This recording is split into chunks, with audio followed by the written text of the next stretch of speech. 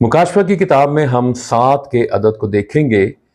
7 का अदद मुकाशफा की किताब में हमें बार बार मिलता है, जैसे 7 कलीसियाएं, 7 रूहें, सोने के 7 चिरागदान, 7 सितारे, 7 चिराग, 7 मोहरें, 7 नरसिंगे, 7 प्याले, 7 आफात, 7 आवाजें, 7 फरिश्ते, 7 सर, 7 बादशाह, 7 पहाड़, 7 ताज, 7,000 आदमी और 7 किस्म के लोग जो खुदा की बादशाही में दाखिल नहीं होंगे।